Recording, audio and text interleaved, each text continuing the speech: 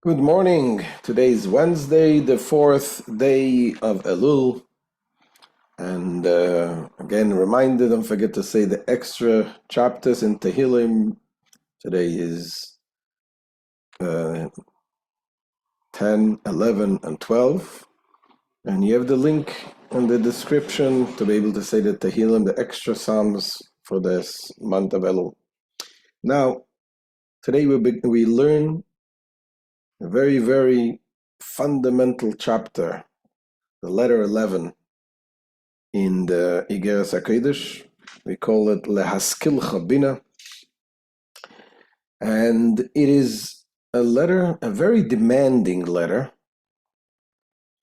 that when you learn based on the Alter Rebbe's teachings in the Tanya, Alter Rebbe guides us. What is the real way how a person is able to deal with sufferings? And like I said, it's a very demanding letter. It's easier to study than to practice. Nevertheless, the Alter Rebbe teaches us, because ultimately this will help us to be able to have the right approach in life. And this letter actually saved the life of the Rebbe's grandfather. I once told the story. It was in the late 1800s in Nikolaev in Ukraine. The Rebbe's grandfather was there, the chief rabbi of the city. And then there was a pandemic, the typhus pandemic. People got sick and there was no cure. Anyone who got sick, he was taken away outside of the town, being quarantined. And it was basically a death sentence. People didn't come back. The Rebbe's grandfather became sick. He got this virus. And he was taken out to the quarantine camp. And there was a chassid by the name Rabbi Grossman, who was the sheikhet of the town. And when he heard that the rabbi was taken, he decided to do something. He went to the place, to the camp, as close as they allowed him to go. He found out where the rabbi was. And he took with him a Tanya. Every single morning he came there, every single day, and he screamed out loud this chapter of Tanya that we're going to learn today. להשכילך, Biנה. He did it for 30 days. And miraculously, the Rebbe's father came out. He was cured, and he came out, and he said that this reading of this chapter every day, that what gave him the strength, that what gave him the health. So what is this chapter talking about? Alter Rebbe tells us that, number one, what is our desires? What should our desire be? Our desire should be God. And yes, it is important to have health, but the inner desire shouldn't be the physical things. It should be the godliness. And when we realize that everything comes from Hashem, when we realize what we learn in the Tanya, how Hashem recreates us every single day, every single moment, knowing that everything comes from Hashem and Hashem recreates you, so you realize that everything is good. Hashem is good. So even the things that seem not to be good, they're really good, except we don't appreciate them. We don't know. We don't understand the goodness that comes from Hashem. And like I said, it's easier said than done. Obviously, when a person suffers, when you have sufferings, it's not easy to think that way. But the Alter Rebbe tells us to practice it. And we have to understand this is, of course, it doesn't negate the fact that one should always pray for good things, and it should be in a revealed good. And certainly when we see somebody else suffering, don't teach him this chapter. This you should teach yourself.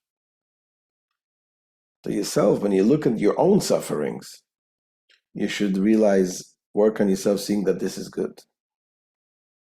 Somebody else sufferings, you should always pray to Hashem that it should help the person. So here, the Alter Rebbe is guiding us, each and every one, how we should think about the things, what is happening to us. And as the Friedrich Rebbe put it in this cycle of the leap year, that we're going to learn the whole chapter in one day. So let's get started. Says the Alter Rebbe, להשכילך בינה, to enlighten you with understanding. כי לא זו הדרך ישכון אור השם, להיות חפץ בחיי בשורים ובונים וזוינים. That not by this path will the light of God dwell within one, meaning by desiring the life of flesh and children and sustenance.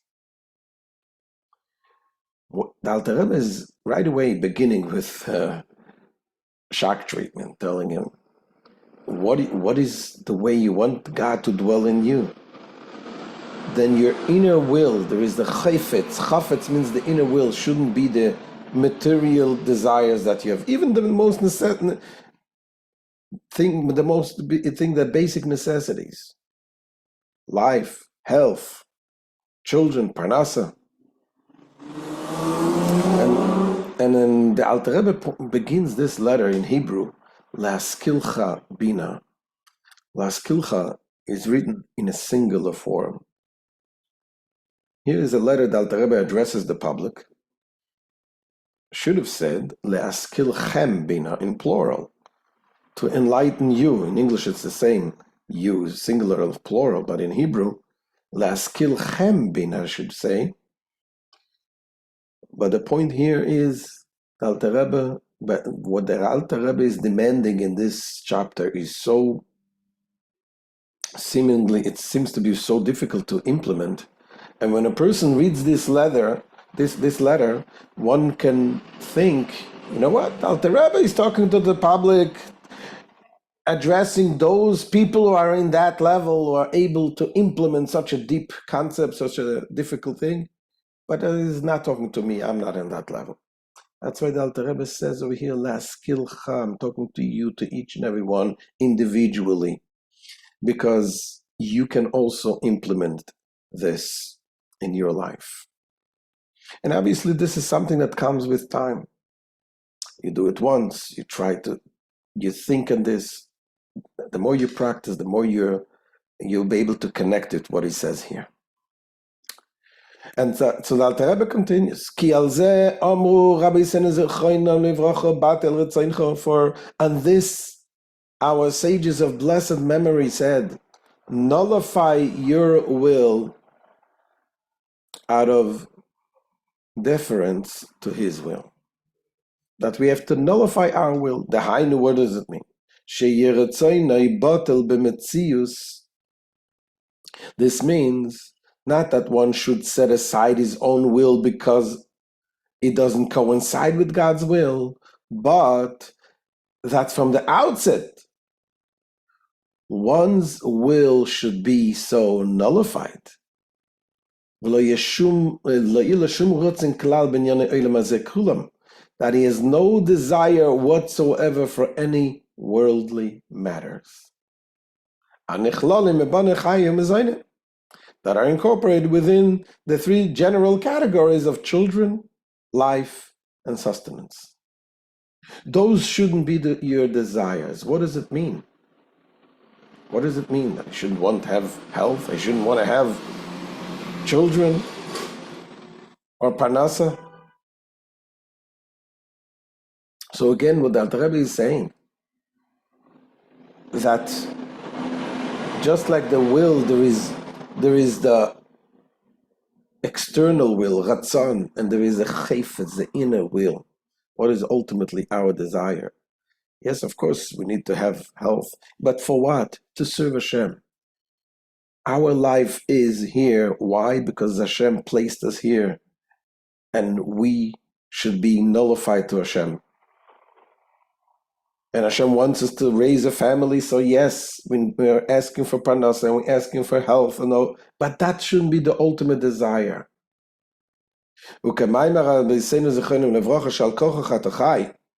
One should thus live in the spirit of the teachings of our sages of blessed memory, that against your will you live.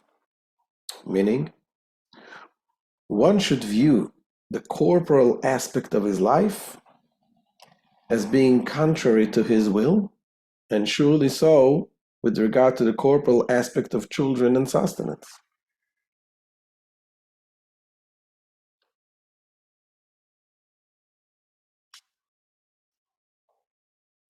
And Alter Rebbe goes on to explain.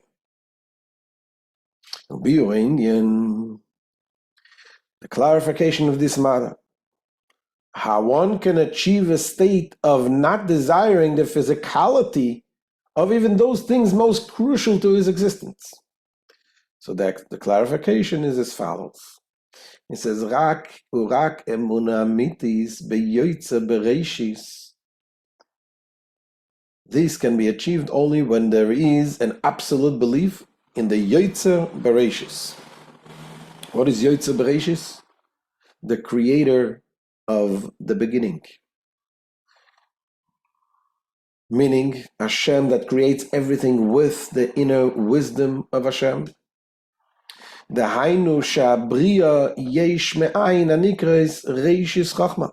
This means that the creation of Yesh, that which exists out of the state of Ain, nothingness, which is called Reishis Chachma. What is the Alter Rebbe saying? We know that the Baal Shem Tov, he taught the principle about Hashgacha Pratis, divine providence. And as the real translation of Hashgacha Pratis is not just divine providence, but as the Rebbe said, it's divine personal providence. Pratis means personal. Because it's easy to think that God rules everything, that runs everything. But the Baal Shem Tov taught that even the most minute detail of what is happening in this world, when there is a wind, you're thinking, what is God's plan here with this wind? You're thinking about global events, global things that are happening. But the Baal Shem Tov teaches that even the most details, the wind blows a leaf and the leaf falls on the ground. How many times does the leaf turn in the wind? Every little detail is by Hashem's design. Hashgacha Pratis. Therefore, when you realize that everything that comes, where does it come from? From the Ein Sof, from the Ayin, from the Chachma, from the wisdom of Hashem, the ultimate good of Hashem. That makes sure that this very second you are created and you are in this place, and right next to you, this is the situation yet you find yourself. If you internalize this belief that every little detail is from the good God, then it cannot be bad. It must be good. I don't feel it. I don't see it. That doesn't take away from the fact that this is from the good God. Obviously, God's goodness sometimes comes in a form that is the blessing in disguise. You don't see it. Continues the Alter Rebbe.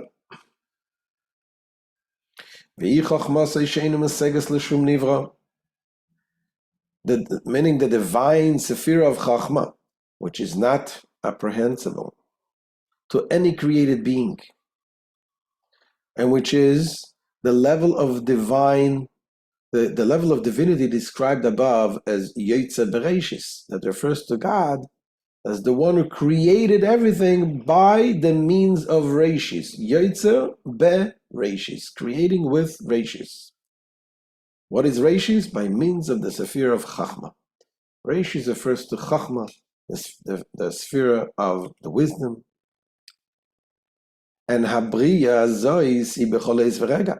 This creation occurs at every time and moment. Shemisavim kol habruim yesh me'ayin mechachmos yizborich hamechayis hakohen. Every moment at which all created beings come into being, ex nihilo yesh me'ayin, through God's wisdom which animates everything. Continues the Alter Rebbe and says, now when a man will contemplate in depth of his understanding, and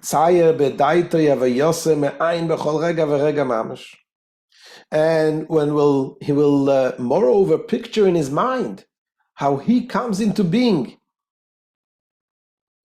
ex nihilo, something from nothing, at every single moment, so that he is affected at every moment of his existence by God's wisdom. Says the Alter Rebbe, how could you think it's bad? If Hashem recreates you now every second, how can he entertain the thought that he's suffering? Or has any affliction related to children, life, meaning health and sustenance, or whatever other worldly sufferings. For the ayin means nothing, but it means nothing because it's incomprehensible. We don't understand what it is. But the ayin, which is God's chachma, is the source of life, of goodness and delight. It is the Eden that transcends the world to come.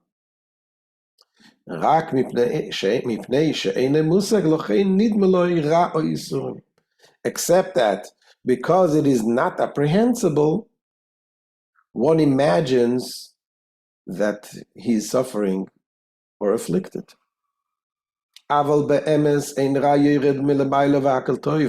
truth, however, no evil descends from above, and everything is good.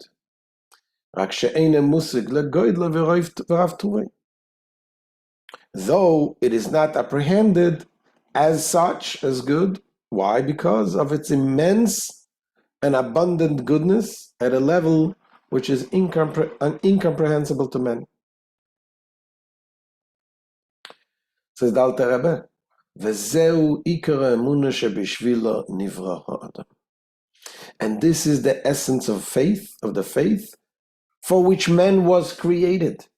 The whole reason why we were created is to internalize this faith and to realize and understand and believe that everything is Hashem, and every moment, every second Hashem recreates us, and whatever Hashem does is good. Lehamin the leisasapam panimine, to believe that there is no place void of Him, that Hashem is everywhere. And in the light of the King's countenance, there is life. When you realize this is the King, this brings life. The life, let's say, when back in the days when a person would be sentenced to be executed, so he would be commuted when he would see the King. So seeing the King brings life. Accordingly, strength and gladness are in His place. Because He is but good all the time. ועל כן, therefore says the Alter Rebbe, reishis hakoil, sheyismach ha'odom v'yogel b'chol eis v'shah. Therefore, first of all, man ought to be happy and joyous at every time and hour. V'yichye mamesh be'emunosoi ba'Hashem ha'mechaye u'meitiv ima b'chol rega. And truly live by his faith in God, who animates him and acts kindly towards him at every moment. And the Alter Rebbe uses very, very strong words. And he says that if someone doesn't do it, it is like being a heretic. But he who is grieved and laments, he demonstrates that he is undergoing some hardship and suffering, and it lacks some goodness, and he is heaven forfend like a heretic who denies God's omnipresence.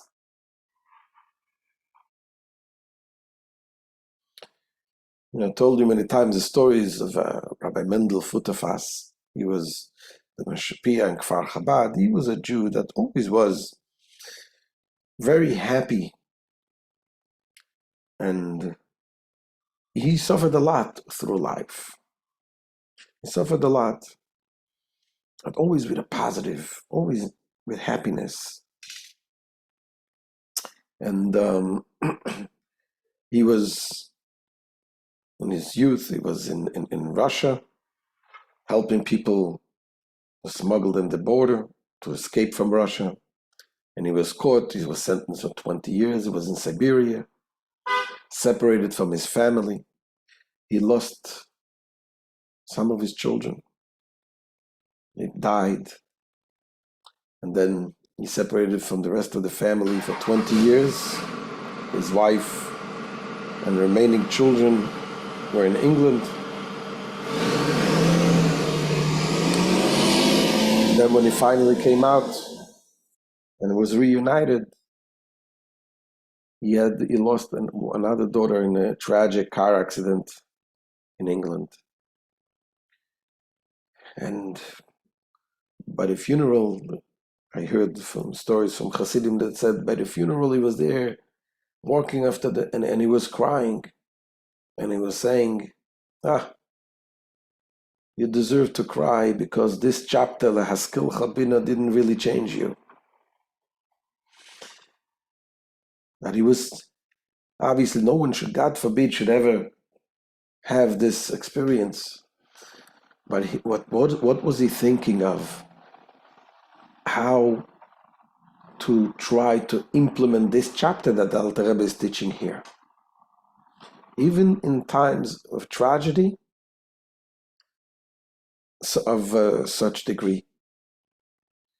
So said the Alter Rebbe that you really is trying to pump it into us to understand that everything what comes from Hashem is good. And even the things that don't seem to be good, they're good in disguise because everything is from Hashem. And Hashem is good. Ve'al kain, and therefore says the Alter Rebbe, irchiku midas ha'atzvus b'me'oid chachmei emes. This is why the sages of truth, chachmei emes, those are the Kabbalists, they strongly rejected the trait of sadness. They strongly rejected this trait of sadness, not to be sad. For it contradicts a Jew's true faith that there is no place devoid of Hashem.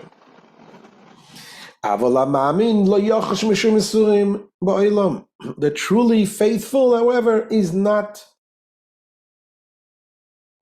perturbed by any sufferings whatsoever. He doesn't feel it, doesn't affect him.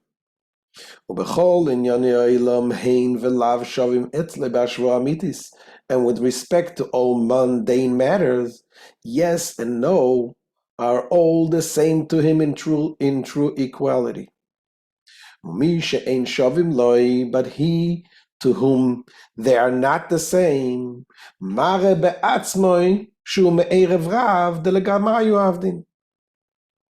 He demonstrates that he's one of the Erev Rav who act but for themselves. What is the Erev Rav? You know the story. When the Jews left Egypt, you can imagine Egypt was the superpower of the world. And Hashem came and he made a mockery out of Egypt. Shei salalti b'Mitzrayim. And they suffered the plagues. And the Jews came out with beyod rama, a raised hand, with pride. And then some of the Egyptians, they saw what is happening, how their empire collapsed, and the Jews are going. So they wanted to join the Jewish people. What was their intention? They saw an opportunity. The Jews are now rising, the rising stars. Let's be part of them. And indeed, Moshe Rabbeinu accepted them. God didn't like the idea. And indeed, the fact was that those people, the Egyptians that joined, they were the troublemakers throughout the years in the desert. Why? Because it's not that they didn't believe in Hashem. Yes, they believed in the miracles and all the things. But what was their agenda is their own good. They just wanted to have a good life. The Jews are rising stars, let's join them. And then whenever something happened that wasn't exactly the way they wanted, that's it. They lost everything. And this is the test, says the Alter Rebbe. When can you see a person has the true faith, the true belief that Hashem is good? Is when something doesn't go exactly the way he planned. And you say, still, I believe in Hashem, that everything is good. And the more you say it to yourself, the more you're able to internalize this.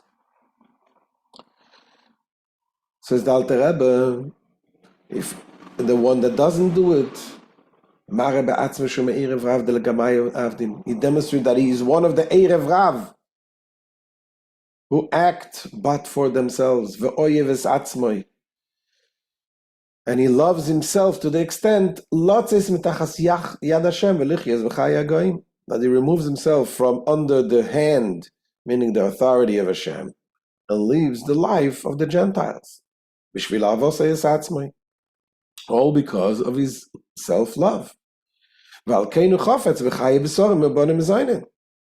this is why he desires the life of flesh and children and sustenance. Why? For that is his good. So that's the difference. You want to live a Jewish life, you live a life of a godly life. Says the Alter Rebbe, a person like that, using very strong words, he says, indeed,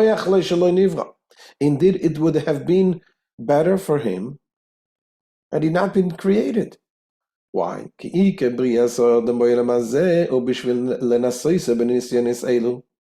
For the main purpose of man's creation in this world is to test him by these trials and physical tribulations. To ascertain what is in his heart, to see how is truly connected to Hashem. Whether his heart will turn towards other gods, namely the passions of the body, which evolve from the Sitra Achra, the other side and not the holy side, and he desires these. Or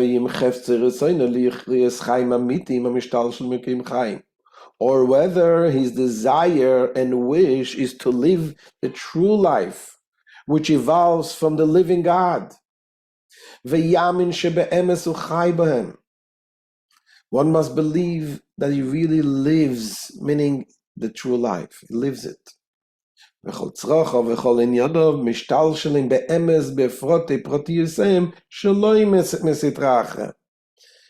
one must believe that all his needs and everything related to himself truly evolve in the details, not from the Sitra Achra, not from the other side. For by God are the steps of man made firm. Ve'ein milachulu, and while there is yet no word on my tongue, you, God, know it all. Thus, God is aware of all men's thoughts, words, and deeds, even before man thinks, speaks, or does them. Ve'im kain, and therefore, accordingly, what is the conclusion to be? Hakol toiv betachlis, rak she'eino musik. Everything is absolutely good, except that it is not apprehended as such by men.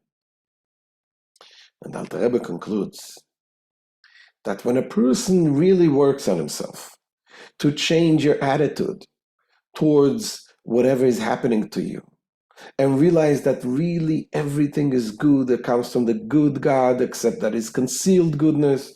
So when you work on yourself and then do it, and you have this faith, you say it again and again and again, and you bring out this faith within you, says the Alter Rebbe, ultimately that faith will be able to change the reality that it should become also in a revealed way that you will see the good. This says the Alter Rebbe, when one believes this truly, everything becomes good, even on a revealed level. For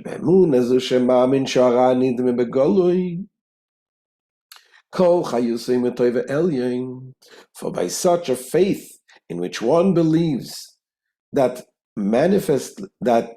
what manifestly seems to be evil, in fact, receives its entire vitality from the supreme good, which is shehi chachmasa yizbar she'einu musages, meaning from God's chachma, which is not apprehensible, vehi ha'eden shelemayla me'olam haba, and which is the eden that transcends the world to come.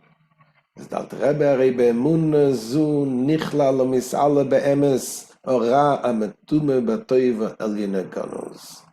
this faith, the imagined evil is truly absorbed and sublimated in the concealed supreme good, so that the good becomes palpably revealed to the physical eye. So what's the bottom line?